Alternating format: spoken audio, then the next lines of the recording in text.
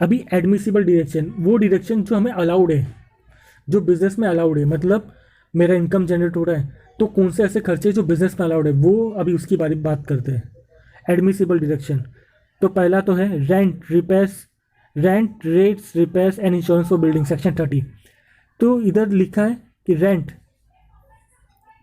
Rate, repair and insurance for building, building का rent, rates का मतलब टैक्सेस होता है, जो प्रॉपर्टी टैक्सेस होता है वो, बिल्डिंग का रेंट, टैक्सेस, रिपेयर्स, उसका जो करंट रिपेयर्स है उसका छोटा मोटा रिपेयर्स है, और इंश्योरेंस बिल्डिंग का, उसके बारे में बताएं। Section 30 allows deduction in respect of rent, rates, taxes, repairs and insurance of building use by the assessee for the purpose of इस बिजनेस और प्रोफेशन। तो ये सब अलाउड है, जहाँ पे रेंट, टैक्सेस, रिपेयर्स और इंश्योरेंस बिल्डिंग का हमें अलाउड रहता है। तो यहाँ पे मैंने बाइफिकेशन किया है कि ओनर को क्या अलाउड है और टेनेंट को क्या अलाउड है। अब बेसिकली आप ओनर होंगे, आप खुद की बिल्डिंग है आपकी, उसमें खुद का बिजनेस कर रहे हो, तो आपको कौन कौन से डायरेक्शन अलाउड होंगे। और अगर आप टेनेंट हो, मतलब आपने किसी से बिल्डिंग भाड़े पे लिया है और उसके अंदर अपना बिजनेस करते हो, तो क्या अलाउड होगा उसके बारे में बताया। तो रेंट है, ओनर को तो अलाउड नहीं होगा क्योंकि खुद के बिजनेस में, मतलब खुद का ही बिल्डिंग है और खुद ही उसमें बिजनेस कर रहा है, तो उसको रेंट अलाउड नहीं होगा, मतलब वो आर्टिफिशियल, मतलब वो झूठ का ही रेंट डाल रहा होगा एक्सपेंस में कि मेरे को इतना रेंट, अगर मैं दूसरे को देता तो इतना रेंट मिलता, तो इसलिए मैं एक्सपेंसेस अपना इतना लिख रहा हूँ कि मेरे को रेंट नहीं मिल रहा है। ऐसा नहीं चलेगा, क्योंकि आपको रेंट एक्सपेंसेस खर्चा हो रहा है तो ही आपको मिलेगा, अगर खर्चा नहीं हो रहा तो आपको नहीं मिलेगा। ओनर को रेंट अलाउड नहीं है क्योंकि खुद के बिल्डिंग में कर रहा है, टेनेंट को रेंट अलाउड है। रेट्स एंड टैक्सेस, अब टैक्सेस दोनों का अलाउड है क्योंकि ओनर को भी म्यूनिसिपल टैक्सेस या प्रॉपर्टी टैक्स पे करना होगा, टेनेंट को भी वो पे करना होता है, उसको भी अलाउड रहेगा। इंश्योरेंस बिल्डिंग पे लिया है, चाहे भले ही ओनर लिया हो या चाहे भले ही टेनेंट लिया हो, दोनों का अलाउड है।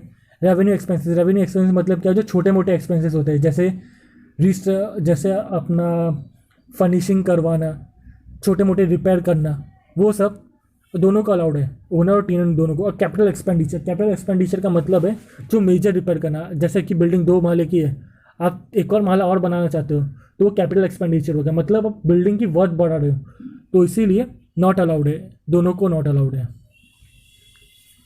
क्योंकि कैपिटल एक्सपेंडिचर आप कर रहे हो तो आपका कैपिटल एसेट बन जाएगा, मतलब ये एसेट हो जाएगा जहाँ पे आपको उसके ऊपर डेप्रिसिएशन मिलेगा।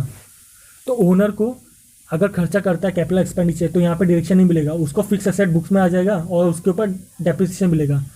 टेनेंट खर्चा करता है तो उसके लिए भी सेम ही प्रोसीजर है, क्योंकि भले ही उसने दूसरे की प्रॉपर्टी पे खर्चा किया है लेकिन वो उसकी प्रॉपर्टी की वर्थ बढ़ा रहा है, इसीलिए उसने जो खर्चा किया कैपिटल एक्सपेंडिचर उसके बुक्स ऑफ अकाउंट में आ जाएगा और उसके ऊपर डेप्रिसिएशन ले सकता है वो।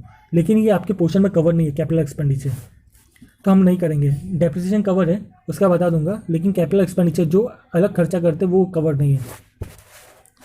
तो क्या क्या अलाउड है सेक्शन 30 में, रेंट, रेट्स, रिपेयर, इंश्योरेंस और बिल्डिंग।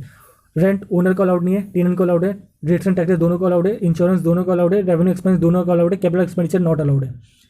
अभी repairs and insurance of machinery, plant and furniture, अब यहाँ पे मशीनरी, प्लांट और फर्नीचर सेक्शन 31 में डिफाइन किया है। तो section 31 allows deduction respect of expenses on current repairs and insurance of machinery, plant and furniture in computing the income from business profession. तो owner को क्या अलाउड है, टेनेंट को क्या अलाउड है। अगर आपने मशीनरी, प्लांट और फर्नीचर रेंट पे लिया है तो रेंट कौन लेता है, टेनेंट, उसने भाड़े पे लिया तो उसका अलाउड है। ओनर का खुद ही, उसका खुद ही प्लांट है, मशीनरी है, तो भाड़े पे कैसा हुआ, वो तो उसका खुद का, वैसे उसको रेंट अलाउड नहीं है।